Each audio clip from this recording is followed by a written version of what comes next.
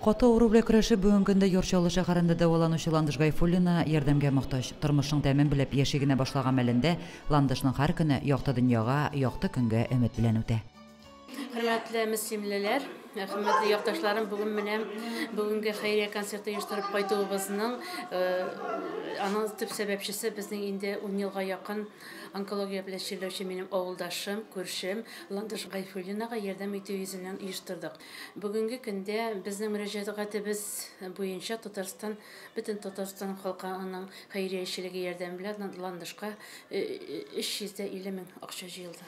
Еш катнашырга туры килә. Миңа инде мөрәҗәгать иткәндә мин инде әгәр дә үземнең башка җирдә концерт булмаса, алдан әйтелгән яки туйлар, юбилейлар булмаса, мин инде килергә тырышам, кайда булуына карамастан. Казанмы, Мөслимме, башка районнармы.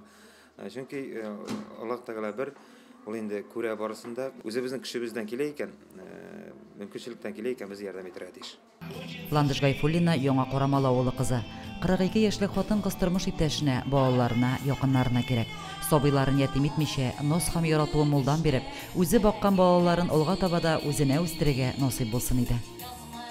Җырчылар һәр вакыт менә шундый хәйрия концертларына бик теләп алыналар. Менә мин үзем дә әгәр дә мөмкинлегем була икән, торып кайтырга тырышам, ерак ара дип тә тормыйм.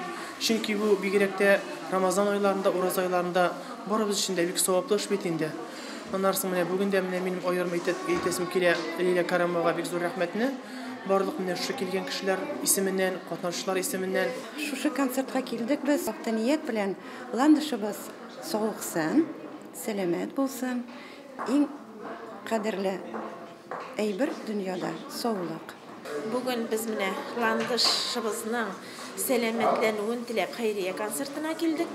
Һәм инде зур өметләр белән аның сәламәтләнүен бөтен авылыбыз белән көтәбез. Һәм инде аңа ныклы сәламәтлек телибез. Ярдәм йөзеннән оештырылган чара бер генә кешене дә битараф калдырмагандыр.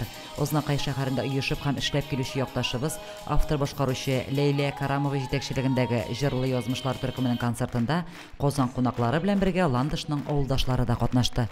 Лилия Шәймиева, Динар Минхаҗев, Мөслим телевидениесе.